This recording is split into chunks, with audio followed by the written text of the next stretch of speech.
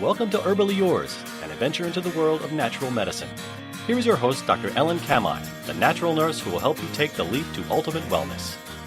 And greetings. Thank you so much for joining me, Kamhi, the natural nurse, for another edition of Herbally Yours, right here on the voice of Nassau Community College, 90.3 WHPC.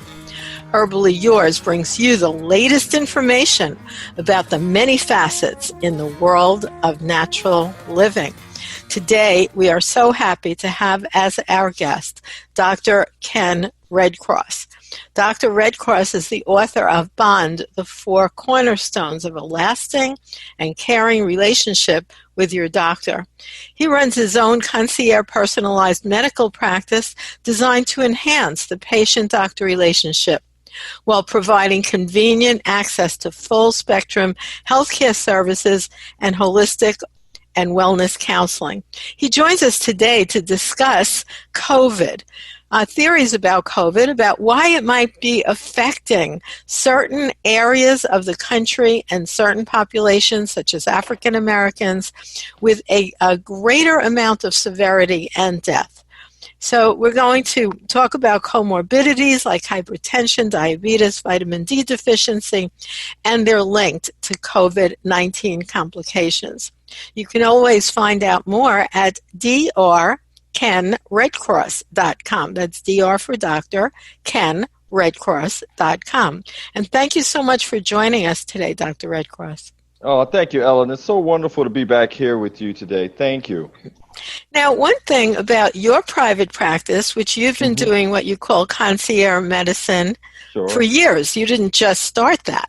Oh, no, I started back in 2007. Look, I trained in Columbia Presbyterian here in New York with us, Ellen, many, many moons ago, and went out to California, and that's when I started the concierge in 2007, when I figured that there was a different way to provide high-quality care to patients. But also, in terms of that, let's say one of the positive things about this entire, debacle with the COVID-19, I think, is the advancement of telemedicine. Yeah, you're absolutely right, Ellen. And what's even more unique for me and my concierge practice is, Ellen, throughout most of COVID, I make house calls. So I'm in the throes of everything since, probably the past 3 or 4 months or so. So you're right, telemedicine, but I kind of took it up a notch, and I actually go there with the patient and with the family. So you can choose to do that, but let's say they don't want anyone to come in the house. Oh, yeah. A lot of these patients, especially at the beginning, Alan, they were sick. And the decisions were the family didn't want to send them to the hospital at the time, especially here in New York, which was the epicenter at first. And so they needed someone to come and see them because they were afraid to leave the house or go to the emergency room and that sort of thing. But you're right. There's a beautiful role for telemedicine now, which you're seeing a big, big boon and a big growth in. And also in terms of licensure, because I know even myself as an RN, they've expanded our licensure to where we do a little thing and pay a little money, and then we have access across the country instead of limited to states. No, you're right, Ellen, and that was a big challenge for me. A lot of my patients are around the United States, and you're right. You had to have a license in the state in which you were practicing. But because of COVID, and I think that was so smart, it allowed physicians to be able to touch patients all across the United States who needed health care, especially during this pandemic that we're still managing. Well, so basically that's just pointing out that there's always positive and negative to every aspect, regardless of how it appears. But it has certainly been a major challenge. I'd like to ask you as a physician, and this is on behalf of my grandson, who's 9 years old, and he has intellectual disabilities and he's autistic. And his school here in New York, he's in Brentwood, Long Island, is about to just reopen totally. What is your feeling about children going back to school? Oh my gosh, Ellen, great question. We probably have to have another show on this, but I'll tell you. So I have twins. My twins are 14, Ellen. And literally last night, my wife and I are sitting at the dinner table trying to make that exact decision. Now, as I mentioned, or I should mention, I'm in New Rochelle, which was the epicenter, and we have great leadership here. So Cuomo has done a good job of making sure that we're on top of things. So It appears that our kids' school is going to be going back 2 days a week, kind of rotating here and there, Ellen. So once again, the jury is still somewhat out. I need to see where the data leads us over the next couple of weeks. Dr. Redcross, that's not an effective answer. What is your feeling? It was very political during this political time. All right, I'll say this. So if I had to put my penny down, look, I think there is a lot of value for the children being there in person. For my kids in particular, Ellen, it's the socialization, and I'm sure other children as well. So I'm going to see how it is at least over the week or so. But as of now, if you needed me to put my penny down, I'd say that I'm okay with my kids going in an abridged way and social distance way and less population way of getting the education directly with the mask as well. Yes, actually, that's been my decision, because even though it's my grandchild, obviously his parents have to make the decision. Mm-hmm. But I opted in for supporting him going back, because although the teachers have tried to provide really good online, an autistic child, for them to sit there and it was just impossible. He really lost a lot of interpersonal reaction and, even ability at school tasks. So we are opting to go back. So I guess we'll all see how that goes. Exactly. And it's interesting that the numbers have gone down so much in New York and stayed down. Yeah, and you know why, Ellen? It's because I think we New Yorkers are always bond together. I remember, obviously what happened in September 9/11 and that sort of thing. New Yorkers always seem to come around, and we did the same thing with COVID. We didn't necessarily make it political. We just said, hey, look, it makes sense. It's a respiratory virus, Ellen, so it makes sense to wear a mask.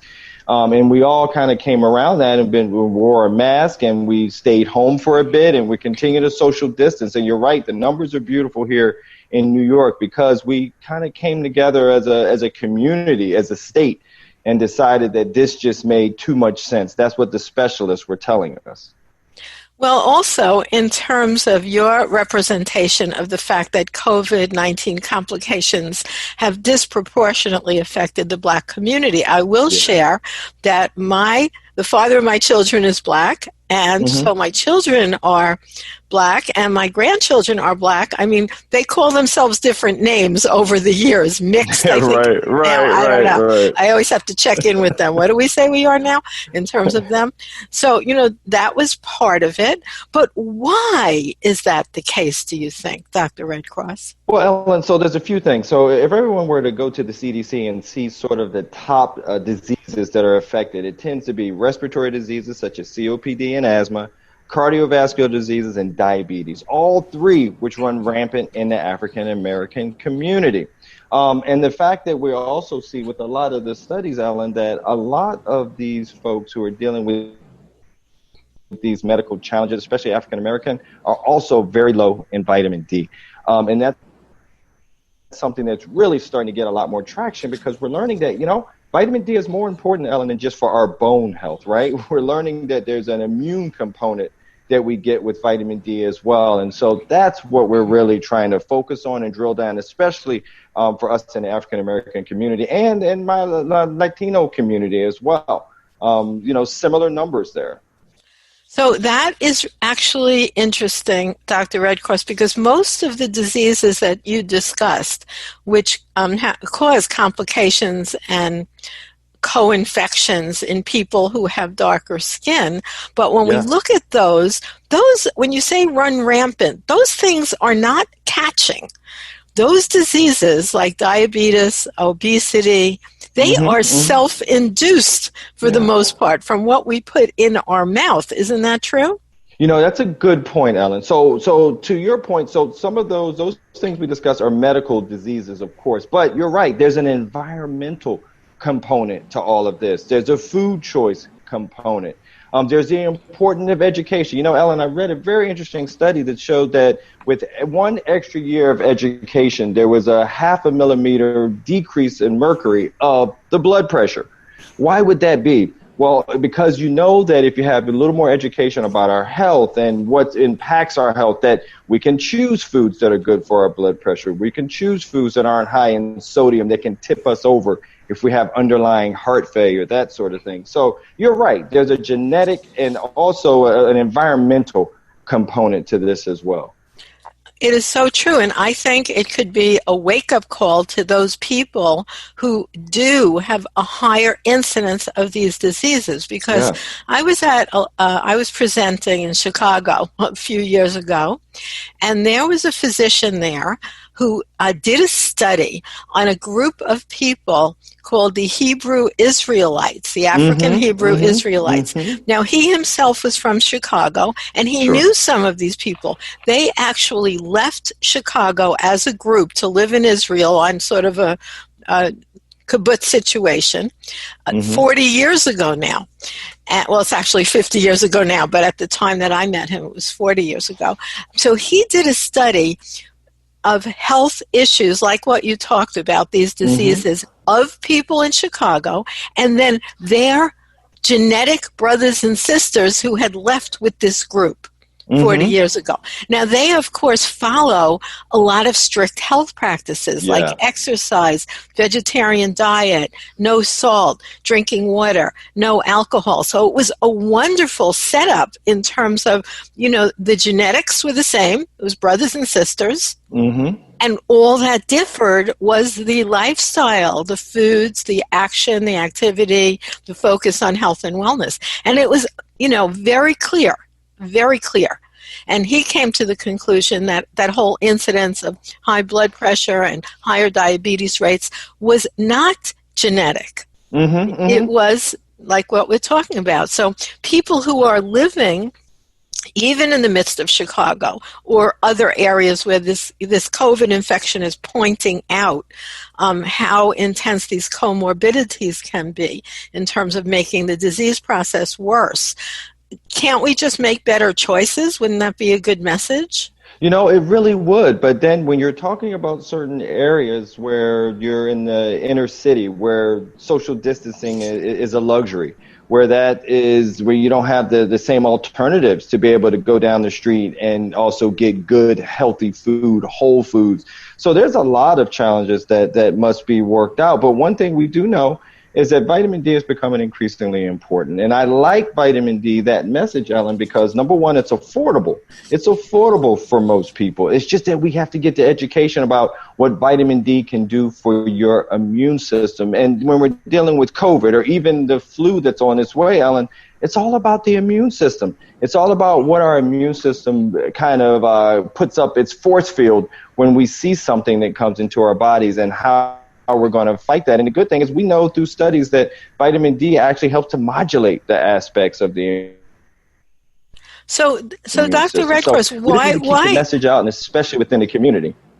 Why do we find lower vitamin D levels? Does it have to do with the skin melanin and interferes with the absorption, or what is the mechanism that might cause this deficiency? Well, that's a good point, Ellen. One of the bigger ones, you're right, is the skin type, the melanin. Now, the melanocytes, whether you're a brown person or a darker person, the point is they're supposed to be protective, but while they're protective for things such as melanoma and other issues, it's harmful when you're trying to get the sun's rays and make sure that you are able to convert vitamin D that's located within our skin and goes to the areas it needs to go to be activated. It also depends on the season. We here in the Northeast, Ellen, we don't have too many days of sunlight. That's a problem as well. The other thing is, you really can't get a good amount of vitamin D out of your diet. Our diets aren't rich in vitamin D. They're fortified, such as milk and cereals. But once again, that's not a good source. You have to eat fatty fish livers. So you have to supplement it. You need to add that, into your diet. It's funny, Ellen. I started this new campaign that I'm calling Get On Our Level, Get On My Level. My level, for instance, is 57. So the message is, Ellen, just get your vitamin D checked. The sweet spot is between 40 and 60. We know that with the studies. So the point is, get tested and see what your levels are, and then we can have a good discussion and see what we can do to make that better. So, Dr. Redcross, how does somebody get their vitamin D level tested? Oh gosh, that's a very interesting question. If you ask me now, it's very different than it would have been in February, right? In February, I would have just said, or before the pandemic, just go to your doctor's office, let them know you're learning about vitamin D and you wanted to know what your levels are. Now, it's a little bit more of a challenge. I talk to patients. There's a website called thepowerofd.org, Ellen, where you can go there and order an at-home test kit. So fancy Oh, this. wait a minute. Tell us that again. I never heard of that. I know. The website is called powerofd.org. And this is where you can order an at-home test kit. So what happens, everyone, is you order the kit, and when you order that kit, it gets sent to your home, and it's a finger prick. So you prick your finger, you put a couple of drops of blood on the card that's provided, you fold the card, and you send it back. And usually within a week or so, you have your results, actually a little bit sooner. And you have your results, and you have a measure to work with. And to make it even better, Ellen, at the website, the powerofd.org website, you can also calculate how much vitamin D you're supposed to be taking by putting in what your number is. So it's a very comprehensive site, which works well for patients nowadays, especially when you can't necessarily run to your doctor's office like we used to, or as easy as we used to in the past. I know. I'm supposed to get some blood work done, and I even feel reticent about going to the lab, when there's nothing wrong that I know of, just to sit and be exposed to all kinds of people for what. So Right. Definitely holding off on just wellness testing. So that's a good thing to know. No, it is. And especially, one of the things, as we mentioned on the concierge side of things, it's, patients want convenience now, Ellen. And that's one of the things that, at-home test kit, what is better convenience than that to get important information such as your vitamin D level? I can't think of a better resource to kind of utilize when we kind of can't go running into the doctor's office the exact same way we used to anymore. Now, also, if someone finds they're low, and let's say someone doesn't go through the testing, do you recommend that perhaps people just go ahead and supplement without testing, or might you get into a situation where you're taking too much? That question has kind of two answers, Ellen, because vitamin D is important enough that it appears, especially if you're African American background or Latino, that there's a great chance that you may be a little bit low. And so that can be a discussion of saying, maybe I should consider it. But in some of my patients who are not minority patients, I've had their levels really sky high, taking vitamin D, not realizing that their levels are up to 100, some of them. And so I think it's still important that we get a gauge. And so that's why the big message is just get your vitamin D levels checked. Just make sure we do that and see where we are. But I will say, if I were there and I was speaking to a group of primarily minority patients, I would likely say there's a very good chance that most of you in this room are vitamin D deficient. Now, in terms of supplementation, there are some foods that have some vitamin D as well, and might that be good to increase consumption of those foods that are high in vitamin D? Well, you can, but usually you can't necessarily get enough. One of the best things, this shows you how smart our grandmas are, right? I remember my grandma used to always give me cod liver oil, and it was the worst thing on the planet Earth. But she was onto something, because that's the fatty fish livers and so forth that are really good sources of vitamin D. Right. Did she chase you under the table with the spoon? Absolutely. My grandmother did. Absolutely, Ellen. And I'm pretty fit, even back then, Ellen. So she was more fit than me because she always got it into my system. But you're right. It was hard, but she was right on to something. That was about vitamin D, everyone. And so that's something that's not a big part of our diets anymore. Like I said, it's not easy to get natural food sources of vitamin D, at least enough daily, Ellen, to make that big difference clinically that you want to see with vitamin D. Now, there are different forms of vitamin D on the market, Dr. Redcross. For instance, D2, right, which is ergocalciferol, versus D3, which is cholecalciferol. Is there one that you recommend over another? Yeah, so look, everyone, for us, it's vitamin D3, unless you go to the doctor's office and you see that, or the doctor sees that your levels are profoundly reduced or decreased. That's when we use vitamin D2 to sort of boost up your vitamin D levels. That one you'll see at 50,000 units a week. Usually, Ellen, it's about 4 to 6 weeks of treatment. So I tell my patients every Sunday before you go to church, whatever it is, someday you just remember once a week for however many weeks we discuss to get your levels up. Once your levels are back up, Ellen, that's when you go with the D3, which is the daily vitamin D that you would take each and every day to make sure you're getting the benefit. So it's D3 that we want to get when we're over the counter, and D2 is usually prescribed by the doctor. Also, we don't speak about specific brands here on Herbally Yours. However, I like to read the other ingredients in any supplement, because in terms of vitamin D, you can get such a variety. You can get, let's say, D3 that's in something like extra virgin olive oil with no other additives. Or you could get it at the drugstore in a pill that even has talc in it and red dye and all kinds of extra things. No, that's a good point, Ellen. One of the things that I always ask patients to do is when you go look for your vitamin D level, or I'm sorry, your vitamin D, look at the bottle and make sure that there's cofactors. When I say cofactors, Ellen, I'm talking about magnesium, zinc. Magnesium, for instance, is incredibly important, not only just for energy and being located in almost every one of our cells, but it's a perfect synergistic effect with vitamin D to make sure that it's absorbed properly as well. So you want to make sure it's just not some, luckily vitamin D is inexpensive, but make sure you go to a good reputable source, whether that's Whole Foods, whether that's Sprouts, wherever you are in the United States. The point is, go to a place that really invests in overall health. And as I like to say, Ellen, staying closer to the earth when it comes to their supplementation option. Well, talking about cod liver oil, a lot of them are on the market now and they have a little lemon flavor in them. Right. And if you're an adult, you could suck it up. It's not that bad. You can use a teaspoon. Do you recommend that as a possible source as well? Well, I do, but I do it differently, Ellen. Before I came on the show this morning, one thing I do is I eat a can of sardines every day. I do that to not only just get more vitamin D as well, but I do that for the omega-3 benefits, of course. But it's a perfect food source. It's clean eating when you're thinking of sardines. And once again, you're getting all of that kind of beautiful, yummy vitamin D out of it as well. That's natural, in addition to my own supplementation of vitamin D. And then you're testing your levels so you're not getting too much. Exactly, and I'll tell you, people always ask me, so Doc, we know how much you love vitamin D, you understand the importance of it. I even put my level into the calculator on the powerofd.org website, and it was spot on. I take 10,000 units a day, and even with 10,000 units, Ellen, my levels are around 57. Now, I prefer to keep my vitamin D levels a little bit higher, but that's that range that we all want to get in between 40 and 60. That tends to be, once again, the sweet spot.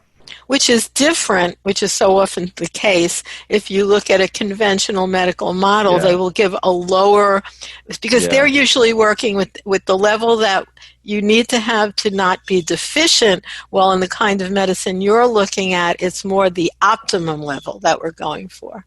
That's true, Ellen. And you know what? I'll take it even one step further. When we look at the numbers, so if I kind of wear two hats, Ellen. I have the Western medicine hat when I trained here in Columbia, New York, and then I have the Eastern medicine hat, which I kind of acquired when I went to Los Angeles. So those levels of 30 typically in the Western medical office really were based on the amount of calcium that we needed to avoid rickets, bone health. But when we're talking about even more now as far as immune health and the benefits of vitamin D, that's why I say, Ellen, that we need a little bit more than what we thought we needed for just 30, which once again was really focused primarily on bone health. Well, thank you so much for a very, very interesting discussion here today. I want to remind our listeners that you've been listening to Herbally Yours, and also Dr.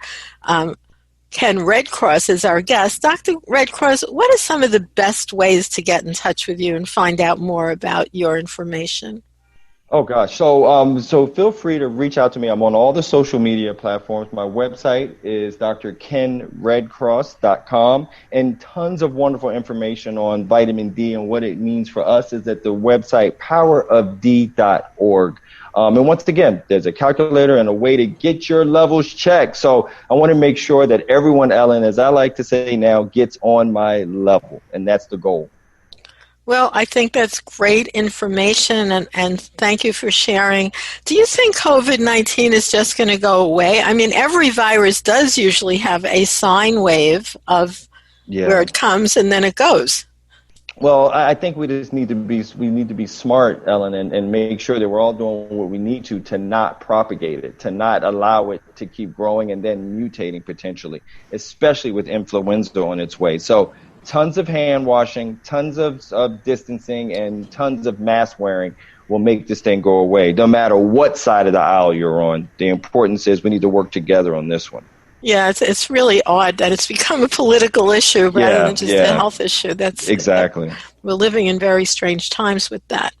But I want to thank you so much for all the studies that you've done and all the information that you've shared. So I would like to say thank you so much for being our guest today, and keep up the good work. Thank you, Ellen. Take care. Many blessings to you and yours. And thank you, listeners, for tuning into Herbally Yours, produced in the studios of 90.3 WHPC, Nassau Community College in Garden City, New York. For further information, email us at whpc@ncc.edu. This is your host, Ellen Kamhi, at naturalnurse.com. Love to hear from you, inviting you to join us next week for another edition of Herbally Yours. Until then, stay healthy.